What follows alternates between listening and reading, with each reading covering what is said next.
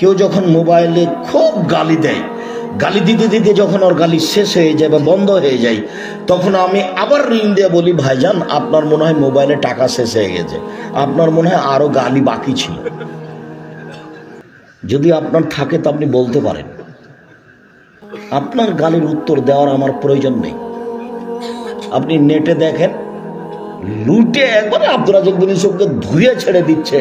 আমি 33 বছরে কোনোদিন কারো উত্তর দিইনি, আমি ওই পাতাই পড়ি না। আমি মোবাইলে রিং হলে অন করতে পারি, ফেসবুক তো বহু দূরের কথা, ইউটিউব তো বহু দূরের কথা, রিং হলে শুধু অন করতে পারি, ওই পাতা আমি পড়ি না, ওটা আমার প্রয়োজন নেই। সিলেটের ওসি আমাকে বলছেন দুর্ঘটনায় যে আপনি সিগনেচার করেন তো মামলা আমি চালাবো।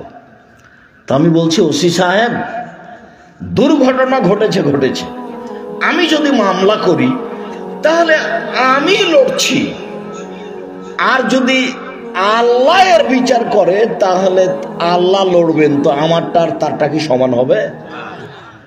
আমি তো ওদের চিনি না, আমি তাদের কোনো ক্ষতি করিনি, আমার জমির পাশে তার জমি নয়, আমার বাড়ির পাশে তার বাড়ি নয়, আমার দোকানের পাশে তার দোকান নয়, আমি তার সাথে কোনোদিন দু কথা করিনি, দু কথা হয়নি, সে এইভাবে মারবে, গাড়ি ভাঙবে কেন?